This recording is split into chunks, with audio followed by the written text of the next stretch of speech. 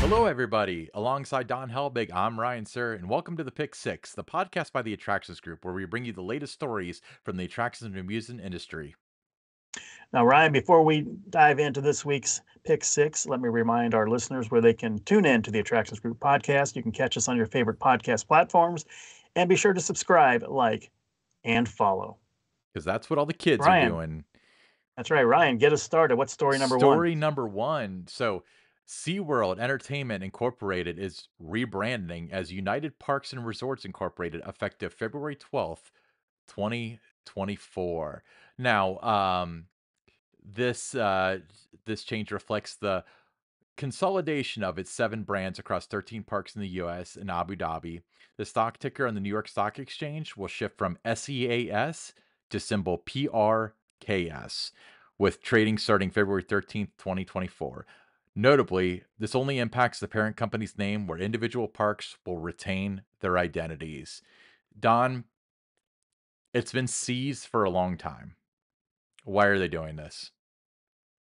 Well, it just makes sense because of the different type of brands that they have. 7 different brands across 13 parks. So I think it's a way to kind of have, just make it sound more diversified with the portfolio, I think. I understand that, and that seems to be the narrative that they're pushing as well. My question, though, is why does it matter what the parent company is named? I feel like there's another reason for doing this, and maybe it's that maybe you're right. Maybe it's something about appealing to uh, stock purchasers or something, where it's like, oh, it's just SeaWorld, and maybe there's a bad connotation to SeaWorld because of Blackfish or something. But it's interesting that they would do this. It's a very expensive process to change your name, because they have a lot of SeaWorld Parks and Mhm. Entertainment stuff out there. Uh, do you People have been speculating that this is an implication that they might be acquiring more parks. I don't necessarily think that's wrong. I mean, they could be, but time will tell. That is true. Don, what's story number two? Dollywood's 2024 festival lineup has been released. The enchanting saga begins with the I Will Always Love You music festival from March 9th to April 14th, inviting fans to delve into the art of songwriting and discover the stories behind cherished tunes. As spring blooms, the Flower and Food Festival, April 19th to June 9th, unfolds with iconic cultures, mouth-watering seasonal flavors, and spectacular entertainment, bringing the vibrant colors of the season to life. The sun-soaked days of the Smoky Mountain Summer Celebration, June 15th to August 11th, stretches into the sweet summer nights, offering inspiring bursts of color and family favorite shows. And then you transition into the fall at the Harvest Festival, September 9th to October 28th, where autumn days burst into the vivid color and the nights twinkle with illuminated surprises. Finally, you wrap up the year in the enchanting embrace of the Smoky Mountain Christmas, November 1st to January 5th, featuring a winter wonderland adorned with over 6 million twinkling lights, festive flavors, and heartwarming holiday shows. Each festival promises a unique chapter in the Dollywood experience. So, Ryan, which one captivates your anticipation the most? Did you do that whole monologue in one breath? That was impressive. I did. And we've talked about with Dollywood, how they do a lot right. There's always something there, and this comes back to Epcot as well. There's like a 2 week lull between events. You go into I Will Always Love You festival to spring celebration to summer to the fall fest is what they call it. Not pumpkins, right? Yeah, it's fall fest there, and then Smoky Mountain Christmas, Harvest Festival. Harvest Festival. That's it. Um, uh, God, if you're asking me what my favorite is, probably I really like the spring one. I like the topiaries. My favorite topiary, by the way, is the Dolly Parton Coat of Many Colors one, as I've stated many times. But I think that's my favorite, and part of it might be that I really like the spring, the time of year. It's getting warm, but it's not too hot. You have nothing but summer to look forward to. So yeah, I would say that. Which one captivates you? Smoky Mountain Christmas, because I think, no other park during the holiday season captures the spirit of the season the way Dollywood does. I mean, the park is just stunning with 6 million lights. You've got the great food they have, the rides, all open. It's not where it's just, a select number of the rides open during the Christmas event. So you still get, the Dollywood experience during the day, and then the sun goes down and, the place just pops with all the lights and there's the festive decor and all those kind of things. So I really love the Christmas event. But I do have to say the Harvest Festival is very well done too. All the decor, the food, it looks spectacular. So if you've not been to Dollywood in the fall, and I know a lot of our listeners have gone to the Christmas event, but if you've not gone in the fall, make sure you do that because it's a can't miss experience. Yeah, actually chalk me up as somebody that's never been to the Harvest Festival. I've been to every other festival more than once except for, the I Will Always Love You festival since last year was the first year, so I've been there once. Yeah, but they do it like it's a tastefully done Halloween event where it's not about the scary and the mazes and the monsters roaming around. It's, geared for families. And it's just such a fun time. Absolutely. All right, let's move along. So we're sticking with Dollywood with this one. So in a dazzling acknowledgement, National Geographic has unveiled its prestigious list of top 22 hotels worldwide for 2024, with Dollywood's Heart Song Lodge and Resort securing a well-deserved spot. The exquisite resort in Pigeon Forge, Tennessee, has not only captivated guests but also earned recognition as part of National Geographic's Worth a Trip category. Worth a Trip category. Don's worth hanging out with. Uh, That's right. Adding to the accolades, Dolly Parton, the iconic singer and creator of Dollywood, has been dubbed the hospitality queen among 9 distinguished travelers of the year. This recognition is a testament to her impact as a game changer, making a difference in the world of travel. Very impressive for a resort that's what, less than a year old, right? It hasn't been around long, you're right. Um, Less than a year. And to get that recognition right off the bat, I mean, they had to really wow the guests that stayed there to get that kind of conversation going to make this list. But again, Dollywood does so many things right. And this is just another example with the Heart Song Lodge and Resort. What do you think? And I think that this question has been answered. We've had a couple people that are tied to Herschend and Dollywood and so on here. Why does Dollywood do so many things right? And I'll give you a clue on what I'm thinking. It's not that they make a bunch of good business decisions. What are your thoughts if you had to summarize it? I think you got a lot of really good people involved in the company, involved working at the park. Um, I think that's a big piece of it. It's just it comes down to people a lot of times. I agree. I would say bigger umbrella. It's they care. It's simple as that. Yeah, they They care. care. Right. They care. They want you to have a good Right. experience. They want you to walk away with memories. Every park says that. And if But at you're yeah, but Dollywood, you if you're believe it. from the top, if it starts at the top and if it trickles down and you see like if you're working and say your rides at Dollywood and you see your managers and their managers and the general manager and Dolly, everybody cares about every guest that comes through the gates and they genuinely care about the experience that you're having. I mean, that's going to trickle down and you're going to want to make sure that you're delivering or meeting that expectation of what the culture is there. So I mean, they've created just a phenomenal culture, I think. Yeah, very infamously, there were very high-end people at certain companies that would say things on public conference calls saying like, "Who cares about the quality of food? People gotta eat." Somebody that if they said that, if they were a line cook at a Hershey Park, that would be their last day. This was a Yeah, very high-end official, you know? yeah. I mean, the culture is in place, and everybody buys into it, or you probably don't last long, with that company if you don't buy into it.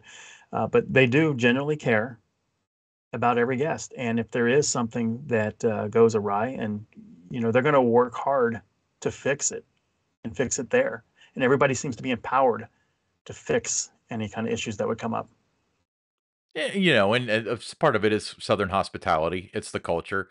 So everybody is one thing I did notice when I first started going there was I was, when I was younger, I didn't appreciate this as much. This is like 10 years ago or so.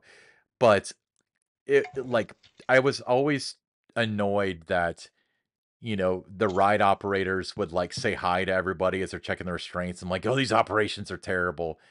Um, Nowadays, like, I think that's, like, the best part of some of these parks is that they're personable. Now, the operations have gotten better in the last 10 years, I might add, but they didn't lose any of that, like, everybody's personable, nobody acts like they don't wanna be there, and that's just so evident in a lot of places in and out of the industry, and you just don't see that there. And just quickly, if you have not ridden Thunderhead over the past year or so, get the Dollywood, ride it now. It is running fantastic, probably better than it ever has before. Love that ride.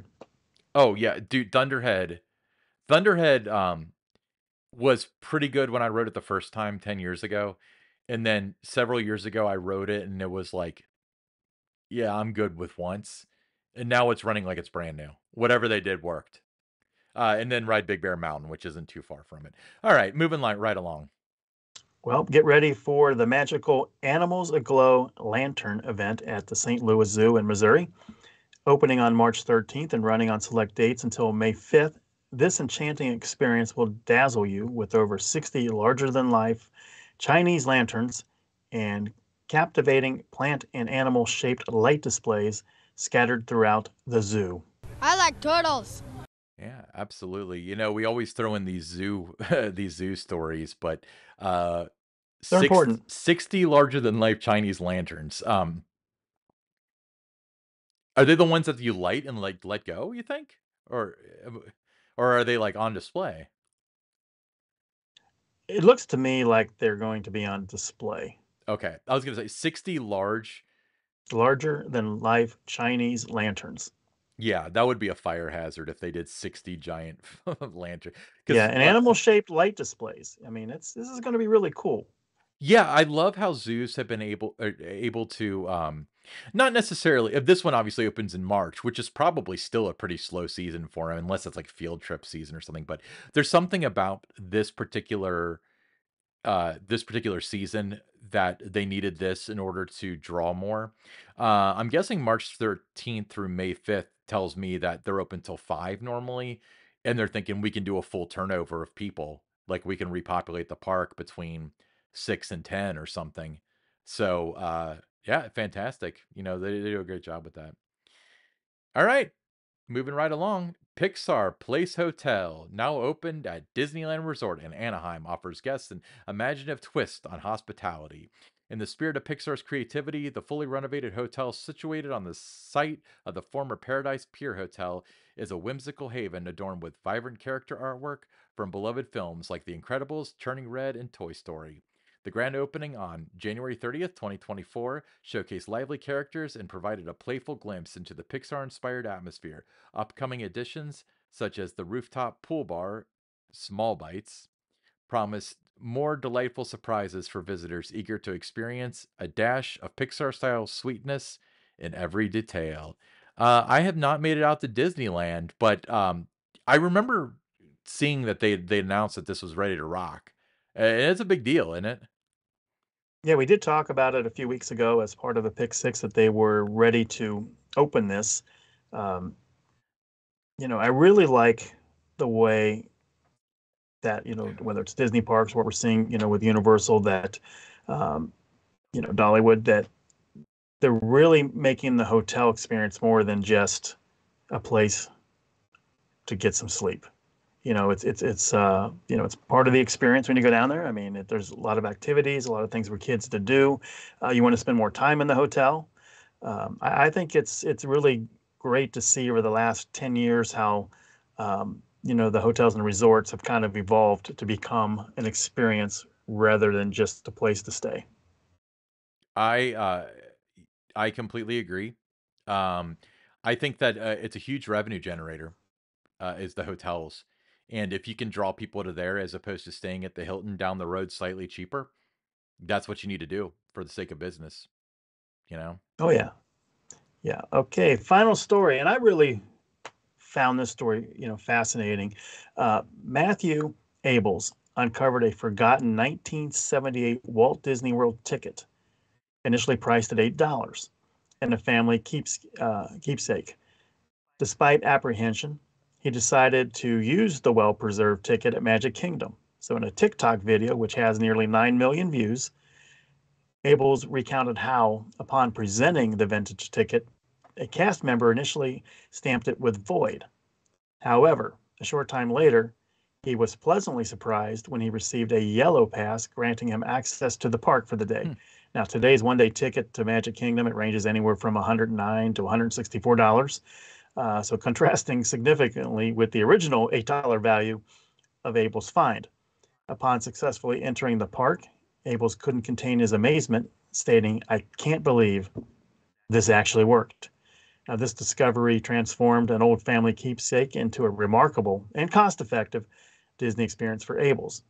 So, what do you think about that story, Ryan? Um, Stand by. I'm gonna do a little bit of math. So let's figure There out. was there was not yeah, there was not any like on his ticket. It did not have a validity date. There was no you had to use by this date kind of a thing that you see on so many tickets, out there in the industry. And I started thinking, well, I've got some old skee ball tickets. I wonder if I'd be able to redeem them at a place like Kings Island, that I've had from the '70s. But I like the fact that the park, because it did not have an expiration date on it, allowed them to use it. Yeah, absolutely. So I imagine that probably Kings Island never really, since it's seasonal, it probably always had like 1972 season. But do you think Kings Island would let somebody in with a ticket from 1975 if it looked legit?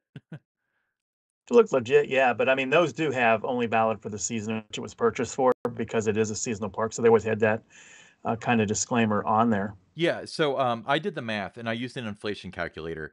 So we're talking about 1978 to 2023 numbers. His $8 ticket would have cost $37.39 in today's world. Currently charging 109 to 164. Now, with that being said, 164 is for 4 parks, not just 1. This is a whole different Yeah, ball game, but I just did that math kind of for fun, you know?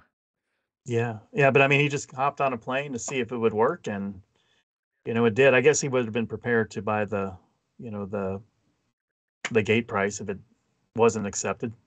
What if his ticket didn't work and he wasn't prepared to buy the gate price, but he paid for parking? Where do you fit that conundrum into the mix? Exactly. This reminds me, years ago Mhm. in the early '80s, um, I worked at Chick-fil-A and had a stack of the cards that was you would give out to people Yeah, to redeem for a free sandwich and that. I still have in a box somewhere probably about 100 of those really. cards. So I wonder if it did not have an expiration date on it. So I wonder if I started using it at Chick-fil-A if they'd let me use it. I've got a feeling that if you try to use that at Chick-fil-A, the manager, whoever's working, just wouldn't recognize it and would think it's not like you made it, you know? Probably, Because that would probably, be but my thought with, like, a Kings Island ticket because and I'm not faulting the park because I would make the same decision, but if somebody came in with a ticket that didn't look like current tickets, and even if it didn't have the year, because you wouldn't think to put 1975 on it unless it was just for the 1975 season, just as an example, which in their situation, they probably did.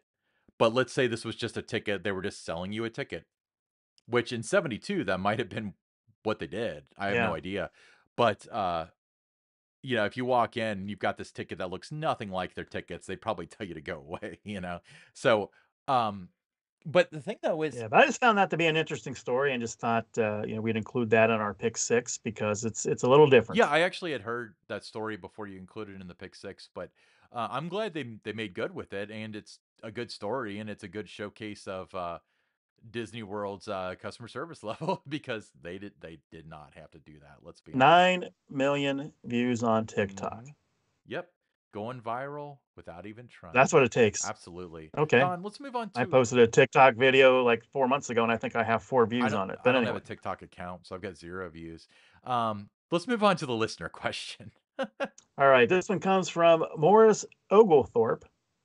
He says, hailing from Moose Jaw, Saskatchewan. Yes. Very cold there. I've been through there. Very cold.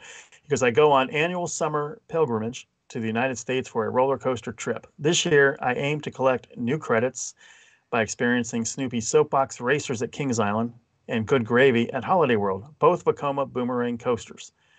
While they share similarities, they're not identical rides. As a devoted fan of the podcast, thanks, Morris, I'm eager to hear your recommendation on which coaster you think might be the better of the two. Also, is there any possibility of a meetup at Kings Island on my visit scheduled for July 9th? Now, Ryan, I've got a ceramics class in the morning, and the Reds play the Colorado Rockies that night, so I'm not going to be able to be there on July 9th. But will you be able to be there on the 9th to meet one of our I fans? wouldn't rule it out. If you're gonna come all the way from Canada, slide into our DMs closer to the event, and I'll try to make it out there and at least say hi and ride something with you if you want. Um, which one's gonna be better? I think the ride experiences, as far as the sensations and the G forces and stuff, are gonna be tantamount to each other. Which theme is gonna be better? I'm not sure. Because you and I, based on our discussions, it sounds like we'll default to like, oh, good gravy. It's the more creative and stuff. But I don't want to discount Snoopy's Soapbox Racers because Camp Snoopy's going to be cool too. Camp Snoopy's going to be very cool, but I don't know that you're going to have that storytelling component to it that you're going to have with Good Gravy. I mean, there's a whole backstory as you're going. Going through the queue is an experience for you It's that, on Good Gravy. yeah. So I think because of the storytelling component, I think that's going to be superior to what you're going to see with Snoopy's Soapbox Racers. Now, the ride experience, as you mentioned, probably going to be, little subtle differences with that, but I don't see, while you're going through the queue that there's this, big backstory that leads you, up to the ride. I agree, it's funny because especially now toying around with like a lot of these parks down south where like theming is the big thing and stuff. I often kind of wonder where I start my judgment because mentally I was thinking you get in the train and then from there which experience is better, which I think that between the two of them that would be a good debate. We'd have to ride them to know. But if you want to talk about walking through the queue and stuff like that, if you want to include that into the ride experience, no doubt, Good Gravy's got to beat. Well, I think it's a big part of it, But at the that same backstory. time, You get immersed into it. but at the same time, to be fair, when somebody says, like for example, um, Harry Potter and the Escape from Gringotts, a lot of people that are like big coaster enthusiasts are like, I don't like that ride because it's a roller coaster, but it's not very intense. And then you come back with the argument of like, it's not designed to be intense. It's got, the show elements and stuff. But you might also have to throw in like, you have to walk through Gringotts to get to the ride. And that's even before you like enter the queue. So that's an interesting thought experiment as to, and honestly, I think that, you entering the park and walking to the ride is all the ride experience is some of its parts. If it's a really good ride in a really bad park, it's not going to be as good of a ride. But if it's a pretty good ride in a really good park, it's going to be a great ride. It's just the way the human brain works. Mm-hmm. Cool. Don, No, great no, question, Morris. Don, where Appreciate it. is Moose Jaw? It's in Saskatchewan, Okay. where it's extremely cold during months. Yeah, it's I know about it because being growing up and being a hockey fan and working professional hockey, and um, that's why I'm familiar with Moose Jaw, Saskatchewan. so, but Miss Moose Jaw, like I'm familiar. I've heard of Moose Jaw, obviously, and I know Saskatchewan. But is it further north, or how far north is it? I just know Saskatchewan, and we're on a bus, we're just driving and stuff, and you know it's just cold. So you just That's remember all I know you about. remember waking up and looking through a frosted window that, "Oh, Moose Jaw in 2 I just remember kilometers." very cold, and there was a hockey team, the Moose Jaw Mhm. Warriors, wanted to see a junior hockey game in the Western Hockey League. And just that whole Western Hockey League, those cities, you had Moose Jaw, had Brandon, you had Red Deer in Alberta, all those places just, it gets dark around 3 in the morning. I mean, 3 in the afternoon. Yeah. Yeah, and it doesn't get light until about 8 in the morning. So it's just one of those kind of blurry. I've only seen it in the wintertime. Maybe in the summer it's beautiful, and there's a lot of farmers. Yeah, that's one thing I've noticed, like, a lot of the places that are just Hockey, or yeah, you play hockey or you're a wheat farmer. well, a lot of the places that are, like, terrible in the winter are beautiful in the summer. Like, look at, like, Minnesota. Minnesota's beautiful in the summer, but it's got some of the worst winters out there, but awesome. Yeah, hey, thanks for listening. I was wondering who that person that was downloading our podcast out of Canada was. But, Now we know. yeah, now we know, and it'll be interesting to hear which one. I mean, Kings Island people are gonna always think that Soapbox Racer is better, or it's gonna be one of those weird inverse things where Good Gravy's so much better and Soapbox Racer's stupid, you know? But it'll be interesting to hear what the general consensus is as to which one's better, because I feel like, the ride experience is gonna be tantamount either way, but you're right, that queue and stuff, that's gonna get you hyped up and very, very cool. But thanks, Yeah. Morris, for submitting that question. Very good question. Yeah. So that wraps up another pick six. Remember to follow us on X/Twitter at attractions_GRP. You can listen to our audio podcast on all your favorite podcast apps or watch the video version on YouTube by searching for the Attractions Group podcast. Don, do you have any final thoughts about any of these fine pick six options that we had for this fine week? I think we had some good stories, and as we now move into February, parks are starting to gear up, so there's going to be a lot more for us to even talk about than we've already had over the past couple of months. I completely agree. We got some good shows coming up, so make sure you stick around. Hit that subscribe button wherever you listen, whether it's on Apple Podcasts, Google, or you're watching on YouTube. But awesome. Thanks, everybody. We'll see you next week.